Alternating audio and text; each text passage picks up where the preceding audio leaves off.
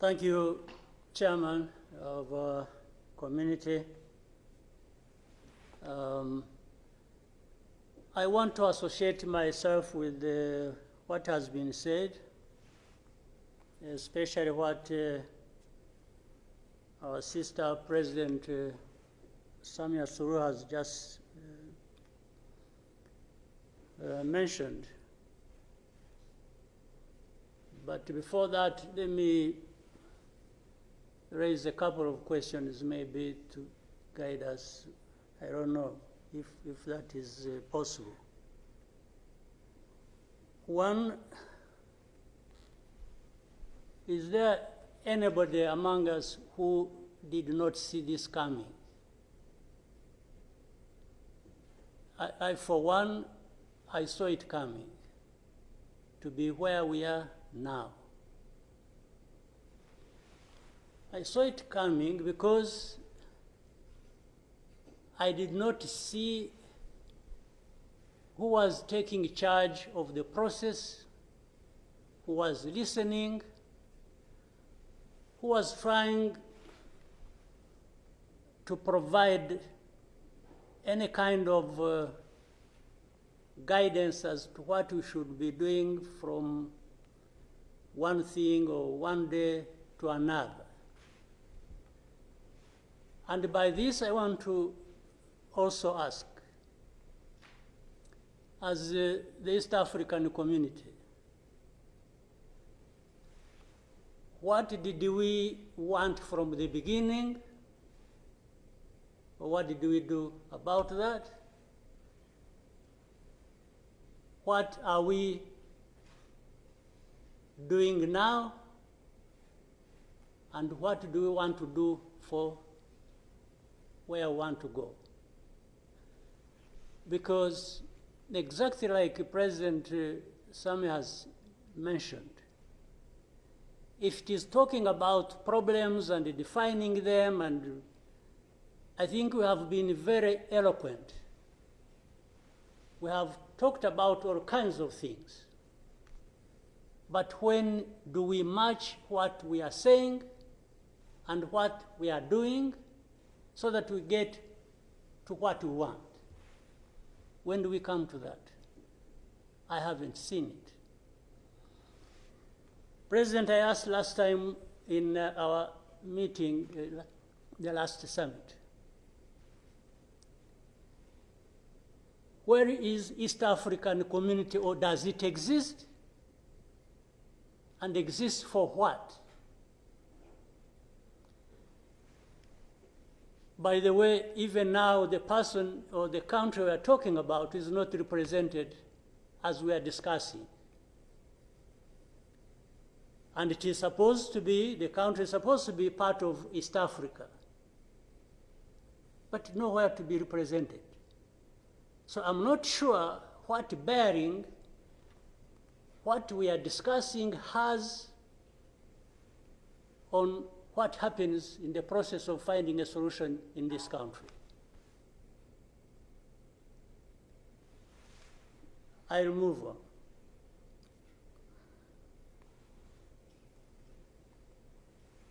The conflict that was created from the time we had the East African community get involved in trying to help in Congo, and later on when the East African force was trying its best and we are seeing progress, Tshisekedi decided they are not doing what he wanted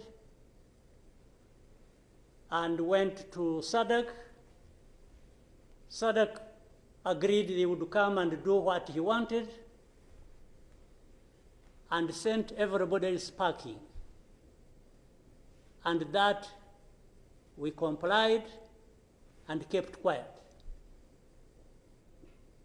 What really did we expect to come out of this? Now, worse still, I think even in East Africa itself, ourselves,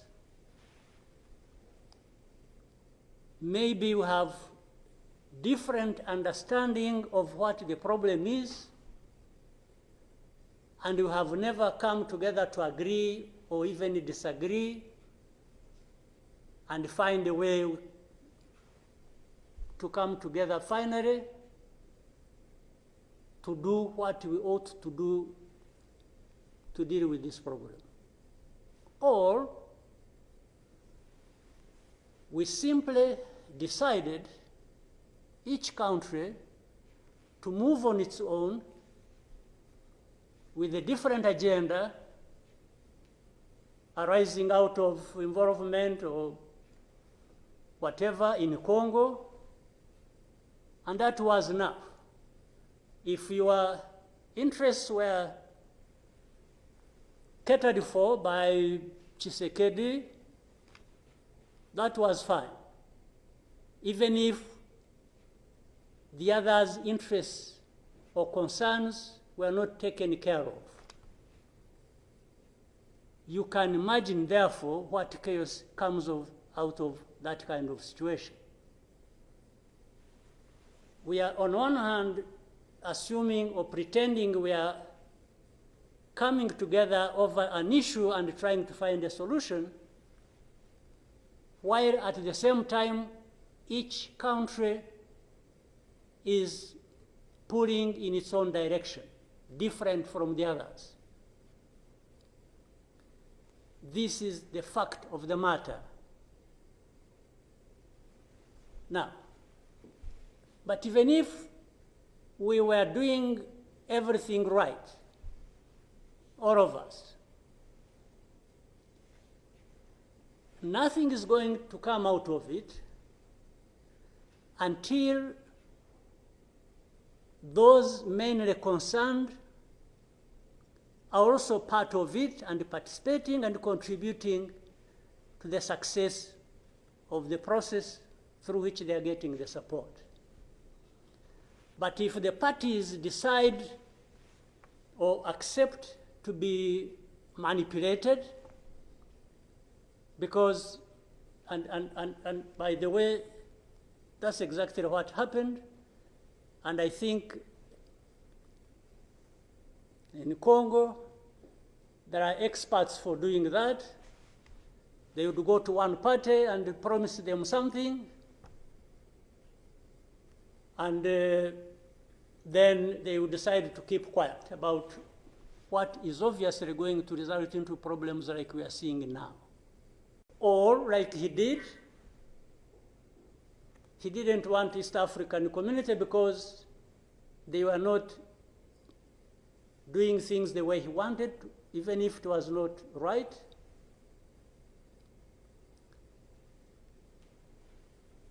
He got rid of them and he decided to bring in SADC. SADC was, without any question, coming to assist Tshisekedi to fight alongside FDLR, these murderers of our people here in this country, to fight against mercenaries, and to have Burundi on ethnic political basis decide to support Tshisekedi in whatever endeavor, including exactly doing what those murderers did to our people and what they are doing in Eastern Congo. They have displaced people, they have killed people, they have persecuted them on a daily basis for who they are. We have refugees here who have been here for the last 20 plus years, just dislocated from Congo and sent to Rwanda because they say these are ethnic Tutsis and therefore they belong to Rwanda, they don't belong there. And everybody else around, I don't know how many entities we have in Congo, honestly. We have MONUSC, we have some DRC, we have mercenaries, we have Burundi, we have FDLR that has joined them, and everybody is there watching this thing, and we pretend it's like we don't understand what has been going on for all these years. And then when things like this of last week erupted, we behave like we are surprised or we are concerned about humanitarian crisis, about this and that. Isn't persecuting and killing people and displacing them part of that humanitarian concern? So, as East Africans, we sit here and then do what about it? For the last 2 days, on Monday and today this morning, I spoke with the President of South Africa, who sought me out to speak with me on this matter because of their involvement in Eastern Congo. And he's also there pretending to be playing a peacemaker role.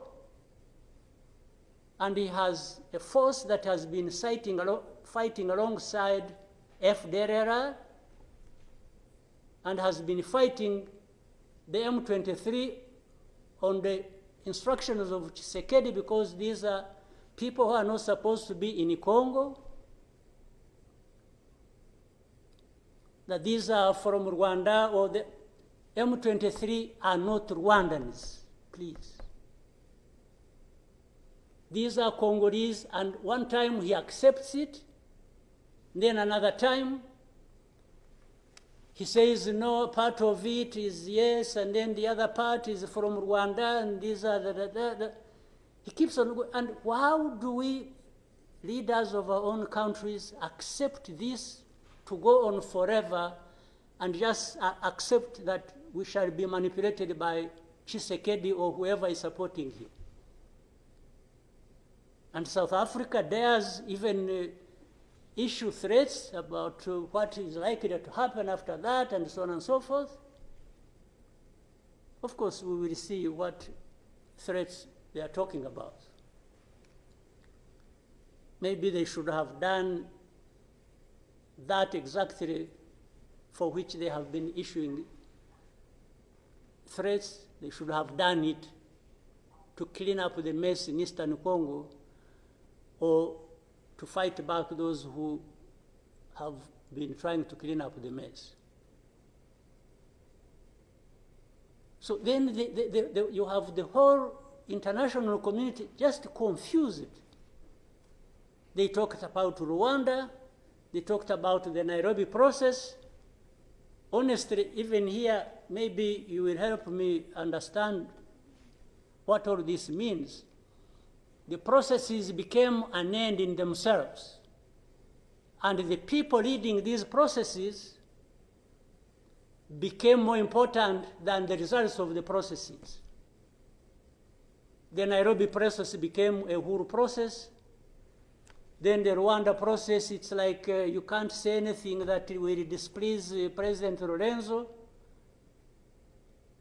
Definitely, this does not help deal with such a serious matters as we are faced with today. That in the end, just because they can't be addressed, we have such a situation like we have now.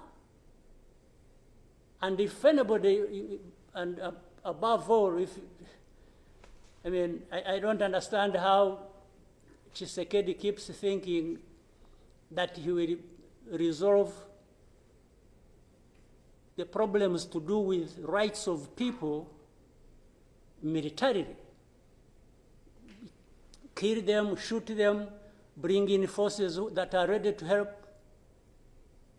like especially Burundi. Well, I don't know whether that has been helpful for the last few days or weeks, they have been doing that. So I want us to, Chairman, Your Excellencies, I want us, whatever we are saying and whatever we intend to do, we capture the context rightly and then proceed based on that, and maybe we can get somewhere. But otherwise, if we keep saying good things, saying that, and to each other being nice, and then each one fulfilling their own interests other than others' interests, the common interests we have as East Africans, then I don't see how we are going to contribute effectively to finding a solution.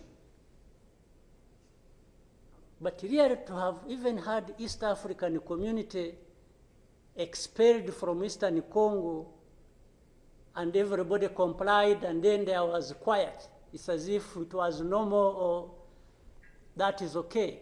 Everything dictated by the country or the person we are trying to help. I didn't understand that. And that's where we are now. That's how we are here, where we are. So let me maybe for now stop here. I would really want to hear advice of others, but I think it's not just a plaything. It's not, it's a serious matter, evidently, because it consumes people's lives. And the other day, 2-3 days ago, we lost people. There was a lot of sharing from Eastern Congo, from Goma, and killed a dozen people and injured hundreds. We will definitely take care of that. There's no question about it. Thank you, Mr. Chairman.